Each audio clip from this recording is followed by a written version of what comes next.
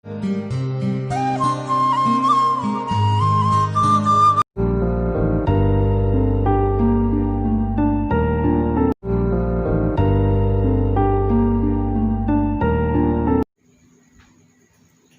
का नमस्कार। 11वीं राजनीति विज्ञान की कक्षा में आप सबका स्वागत है। पिछली कक्षा के अंदर हमने अध्याय 1 में राजनीति क्या है उस बिंदु को पूरा कर लिया था। राजनीति क्या है इसको हमने समझा था कि राजनीति क्या होती है, कौन कौन सी मुख्य बातें हैं, वो हमने पिछली कक्षाओं में समझने का प्रयास किया था। आगे का हमारा जो बिंदु है, राजनीतिक सिद्धांतों में हम क्या पढ़ते हैं।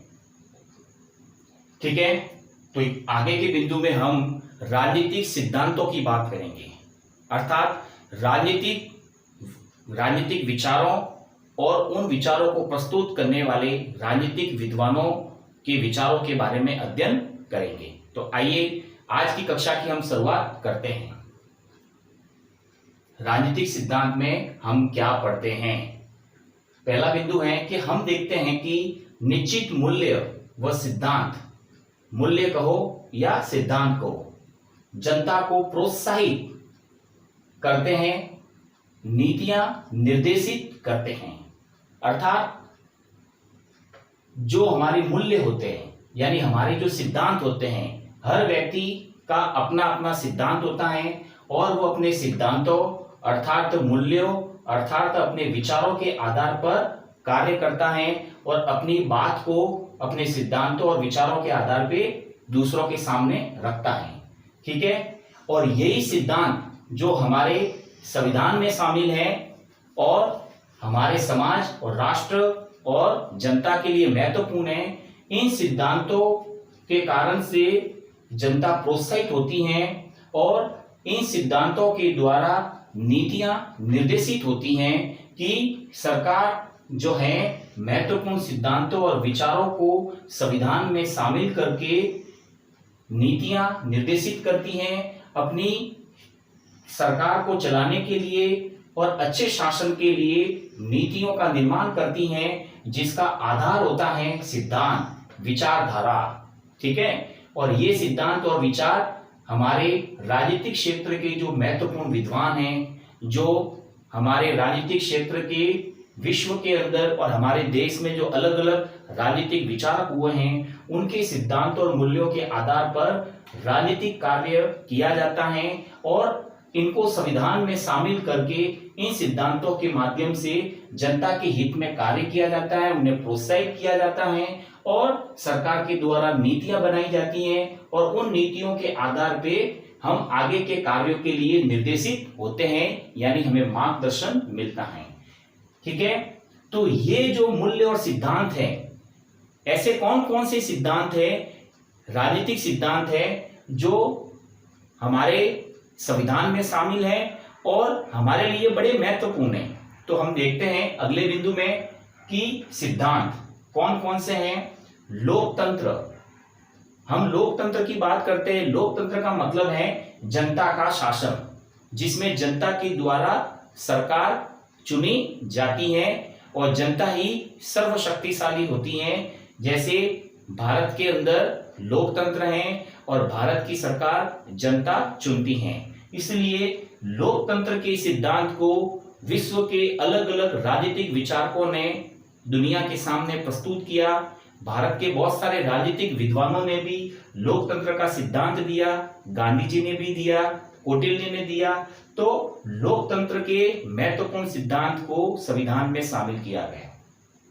इसी प्रकार स्वतंत्रता व समानता का सिद्धांत, ठीक है, लोकतंत्र, स्वतंत्रता व समानता ये तीनों ही आदर्श सिद्धांत है और स्वतंत्रता भी हमारे जीवन के लिए बहुत जरूरी है, तो इसको भी संविधान में शामिल किया गया है, क्योंकि एक व्यक्ति के लिए जीवन की स्वतंत्रता बहुत ही महत्वपूर्ण है, जिसके बिना व्यक्ति अपना सर्वांगीण विकास नहीं कर सकता और अपने जीवन को सही ढंग से नहीं जी सकता।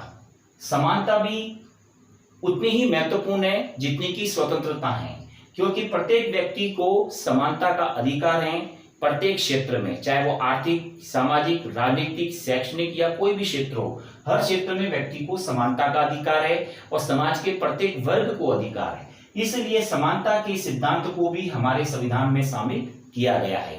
तो ये हमारे राजनीति के महत्वपूर्ण सिद्धांत हैं या विचारधारा हैं, जिनको हम आदर्श सिद्धांत भी कहते हैं। और ये जो सिद्धांत हैं, जिनको आदर्श सिद्धांत कहते हैं, ये दुनिया के कई देशों के संविधान में शामिल किए गए हैं।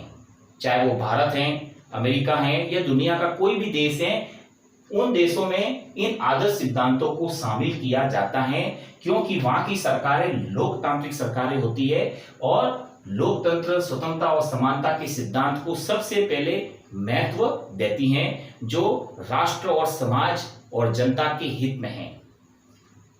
उदाहरण के तौर पे ऐसे कौन से देश है जिन्होंने आदर्श सिद्धांत को अपनाया? अमेरिका और भारतीय संविधान, जिन्होंने इस आदर्श सिद्धांत को अपनाया। और भी बहुत सारे देश है जो इसके उदाहरण हैं। अगला हमारा बिंदु है कि इन सिद्धांतों की उत्पत्ति कैसे हुई, ये सिद्धांत दुनिया में कैसे आए, कैसे इनकी उत्पत्ति हुई और इन सिद्धांतों को किसने प्रस्तुत किया। तो हम देखते हैं कि यहाँ पे कुछ विद्वानों के नाम है, जैसे कौटिल्य है, तो कौटिल्य को हम चाणक्य भी कहते हैं और कौटिल्य ने अपने विचारधारा के माध्यम से महत्वपूर्ण सिद्धांतों को प्रस्तुत करने का प्रयास किया। अपनी पुस्तक के माध्यम से भी दुनिया के सामने अपने विचारों को, अपने सिद्धांतों को रखा। अरस्तु है, जिन्हें हम राजनीति का जनक कहते हैं, राजनीति का जन्मदाता कहते हैं। तो अरस्तु को, जो अरस्तु है, उसने भी अपने विचारों को प्रस्तुत किया, यानी सिद्धांत प्रस्तुत किए। प्लेटो है, जो अरस्तु के गुरु है, तो प्लेटो ने भी अपने सिद्धांत प्रस्तुत किए। जॉन जॉन रूसो, जिसको हम शॉर्ट में कहते हैं रूसो, रूसो ने भी अपने सिद्धांत प्रस्तुत किए। और हमारे गांधी जी और डॉक्टर अंबेडकर जी ने भी अपने विचारों और सिद्धांतों को प्रस्तुत किया और बताया कि हमारे लिए कौन से ऐसे सिद्धांत है या कौन सी ऐसी बातें हैं, अपने सिद्धांतों के माध्यम से बताए कि इन चीजों को हमें अपनी राजनीति में, अपने शासन में, अपने समाज के कल्याण के लिए और राष्ट्र के कल्याण के लिए इन्हें संविधान में शामिल करना चाहिए या अपने जीवन में शामिल करना चाहिए। तो ये जो सारे विद्वान हैं, इन्होंने समय समय पर अपने अपने सिद्धांतों के माध्यम से, विचारों के माध्यम से उन्होंने जो है अपनी बात रखी। और जब दुनिया के सभी विद्वानों ने अपने अपने विचार प्रस्तुत किए, अपने अपने सिद्धांत दुनिया के सामने रखे, तो जब जब किसी भी देश ने संविधान का निर्माण किया, तो संविधान का निर्माण करते समय दुनिया के इन सभी महत्वपूर्ण विद्वानों के विचारों को समझा और इन विचारों को, इन सिद्धांतों को समझकर उसके आधार पे आपस में विचार विमर्श किया और विचार विमर्श के द्वारा संविधान में सिद्धांतों को शामिल किया। इस प्रकार सिद्धांतों की उत्पत्ति दुनिया के राजनीतिक महान विचारकों के द्वारा प्रस्तुत किए गए उनकी विचारधारा या उनके सिद्धांतों के माध्यम से इनकी उत्पत्ति हुई। ठीक है, आगे बढ़ते हैं। रूसो, जॉन जॉन रूसो, जिसको हम शॉर्ट में रूसो कहते हैं, रूसो ने सिद्ध किया। यहाँ पे रूसो ने कौन सा सिद्धांत दिया या रूसो ने कौन सा महत्वपूर्ण विचार प्रस्तुत किया, तो देखेंगे कि रूसो ने सिद्ध किया कि स्वतंत्रता मानव मात्र का मौलिक अधिकार है। रूसो कहता है कि स्वतंत्रता मानव मात्र के लिए बहुत आवश्यक है। बिना स्वतंत्रता के मानव का जीवन जो है वो एक प्रकार से नामुमकिन है। इसलिए रूसो ने स्वतंत्रता को बहुत ही महत्वपूर्ण माना है। ठीक है, इसलिए वो स्वतंत्रता को सबसे महत्वपूर्ण मौलिक अधिकार मानते हैं। ये रूसो का सिद्धांत है। इसके बाद में अगला बिंदु है कार्ल मार्क्स। कार्ल मार्क्स जो है वो जर्मनी के राजनीतिक विचारक थे और वो समानता पर जोर देते थे। इसलिए कार्ल मार्क्स का सिद्धांत है समानता पर आधारित, कि समानता भी उतनी ही निर्णायक है, यानी महत्वपूर्ण है जितनी की स्वतंत्रता। यानी कार्ल मार्क्स कहते हैं कि समानता भी स्वतंत्रता के समान महत्वपूर्ण है और समानता के आधार पर समाज में विशेष तौर पे आर्थिक समानता होनी चाहिए। आर्थिक आधार पे समाज के अंदर ऊंच नीच होती है और निम्न वर्ग व उच्च वर्ग में बहुत ज्यादा भिन्नता होती है। तो हमें उस भिन्नता को दूर करके और आर्थिक असमानता को दूर करके समाज में आर्थिक समानता की स्थापना करनी होगी। इसलिए कार्ल मार्क्स ने आर्थिक समानता पर जोर दिया है, या फिर हम कहेंगे कि प्रत्येक क्षेत्र में समानता का अधिकार होना चाहिए। तो यहां पर कार्ल मार्क्स ने समानता को महत्वपूर्ण माना है, इस सिद्धांत को प्रस्तुत किया है।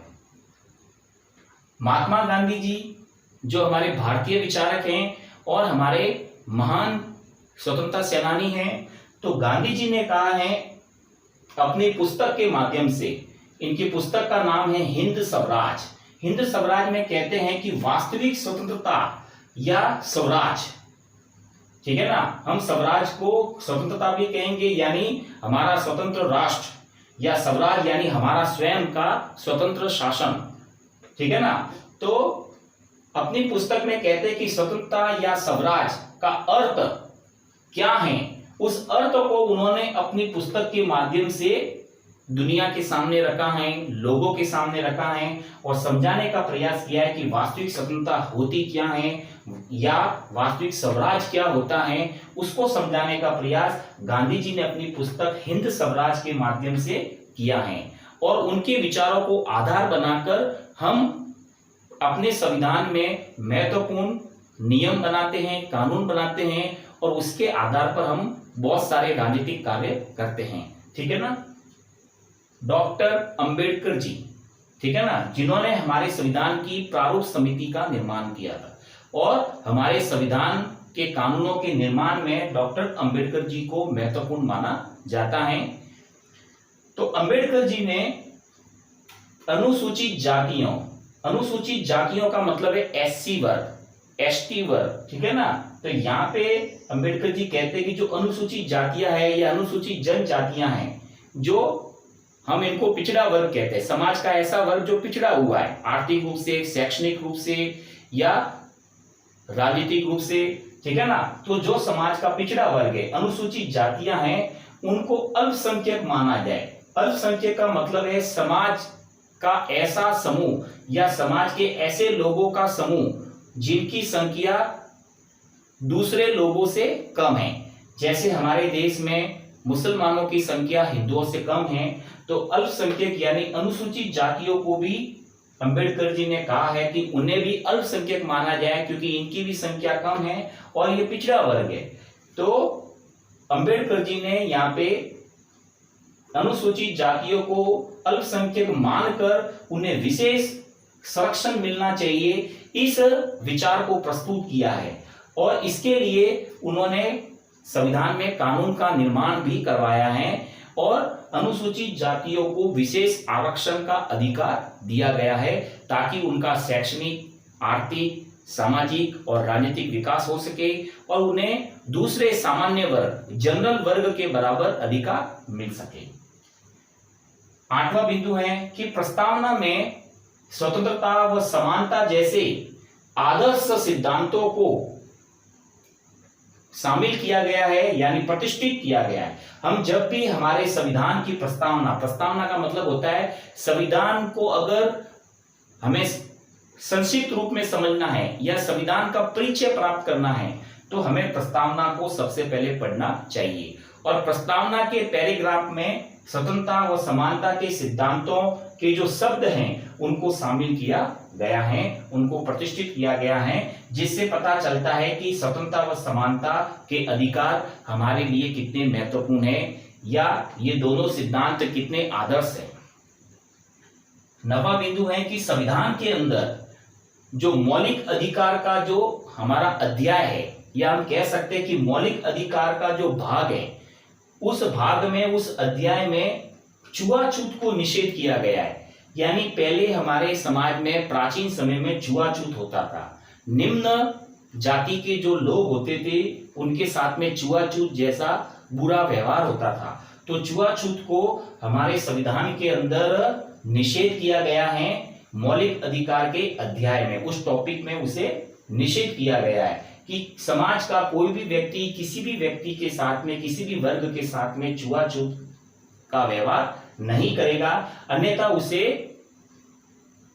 जो भी व्यक्ति छुआछूत का व्यवहार करेगा उसे कानूनन सजा दी जाएगी, जो बड़ी एक प्रकार से कठोर सजा होगी। इसलिए छुआछूत को निषेध का कानून जो है शामिल किया गया है। ठीक है। और गांधी जी के सिद्धांतों को नीति निर्देशक तत्व में शामिल किया गया है। गांधी जी ने जो भी अपने महत्वपूर्ण विचार प्रस्तुत किए हैं अपनी पुस्तकों में या अन्य माध्यम से, तो गांधी जी के विचारों को, सिद्धांतों को, जो उनकी आदर्श बातें हैं, उनकी अच्छी बातें हैं, उनको संविधान के नीति निर्देशक तत्व में शामिल किया गया है। नीति निर्देशक क्या है? नीति निर्देशक जो है हमारे संविधान का वो अध्याय है, ठीक है ना, जिसमें शासन कैसा होना चाहिए, शासन कैसे चलाना चाहिए, लोक कल्याणकारी शासन कैसा होता है, राष्ट्र के कल्याण के लिए, समाज के कल्याण के लिए कौन कौन सा कार्य करना चाहिए,